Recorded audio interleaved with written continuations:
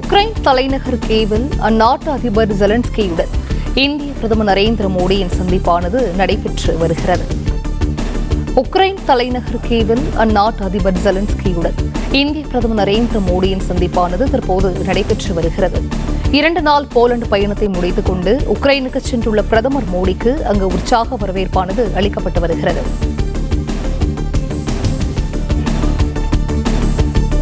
Ukraine தலைநகர் கீவில் அந்நாட்டு அதிபர் ஜெலன்ஸ்கியுடன் இந்திய பிரதமர் நரேந்திர மோடியின் சந்திப்பானது நடைபெற்று வருகிறது.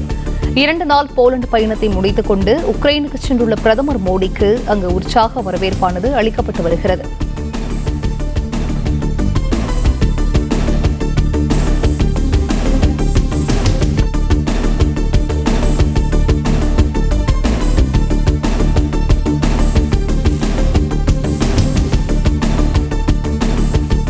உக்ரைன் தலைநகர் கீவில் அந்நாட்டு அதிபர் ஜெலன்ஸ்கியுடன் இந்திய பிரதமர் நரேந்திர மோடியின் சந்திப்பானது தற்போது நடைபெற்று வருகிறது.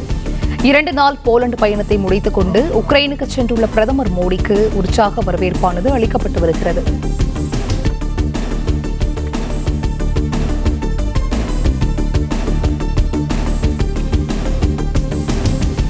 உக்ரைன் தலைநகர் கீவில் அந்நாட்டு அதிபர் ஜெலன்ஸ்கியுடன் இந்திய பிரதமர் நரேந்திர மோடியின் சந்திப்பானது நடைபெற்று வருகிறது. கூடுதல் விவரங்களை செய்தியாளர் ராஜகுமரன் வழங்க கேட்கலாம். ராஜகுமரன், இது குறித்தான முழு விவரங்கள்.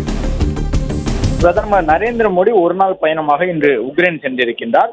உக்ரைனுக்கும் அருகில் இருக்கக்கூடிய ரஷ்யாவிற்கும் இடையே தொடர்ந்து 3 ஆண்டுகளாக போர் சூழல் நிலவி வரக்கூடிய சூழலில் போலந்து நாட்டுக்கு சென்றிருந்த பிரதமர் அங்கு 2 நாள் பயணத்தை நிறைவு செய்து கொண்டு ரயில் மூலமாக தற்போது உக்ரைன் சென்றடைந்திருக்கின்றார். உக்ரைன் தலைநகர் கீவ் நகரில் நடைபெறக்கூடிய இந்த சந்திப்பில் உக்ரைன் அதிபர் ஜெலன்ஸ்கியை சந்தித்து தற்பொழுது பிரதமர் உரையாற்றி வருகின்றார். அவருடனான இந்த சந்திப்பில் பாதுகாப்பு ஒப்பந்தங்கள் தொடர்பாக பல்வேறு விஷயங்கள் தொடர்பாக பேசப்பட்டு வருகின்றன. குறிப்பாக இந்திய ராணுவத்திற்கான தளவாடங்கள் ரஷ்யாவிலிருந்து அதிக அளவில் கொள்முதல் செய்யப்படுகின்றன.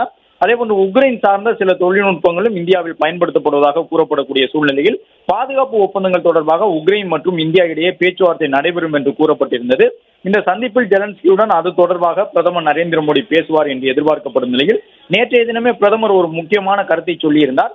ரஷ்யாவிற்கும் உக்ரைனுக்கும் இடையே நடைபெறக்கூடிய போர் மட்டுமல்லாமல் ஆசியாவினுடைய மேற்கு பகுதியில் நடைபெறக்கூடிய இஸ்ரேலுக்கும் ஹமாஸ் அமைப்பினருக்கும் இடையிலான யுத்தம் போன்றவற்றால் உலகளவில் ஏற்பட்டிருக்கக்கூடிய பொருளாதார பாதிப்புகளை சரி செய்ய வேண்டும்.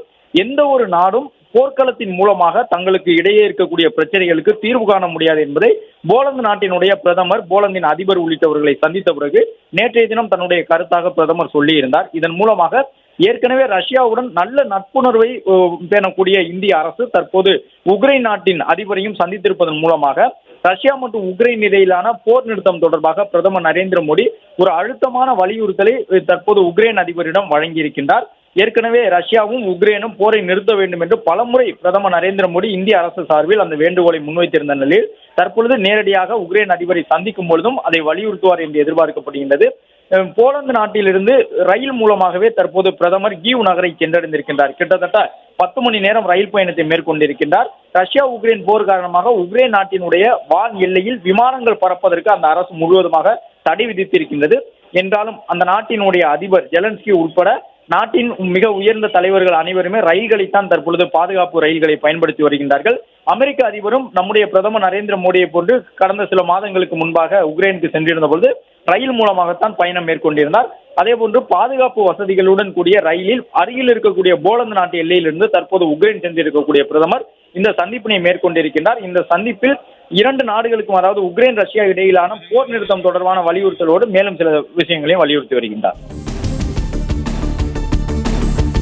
விவரங்களை வழங்கியமைக்கு நன்றி ராஜகுமரன்.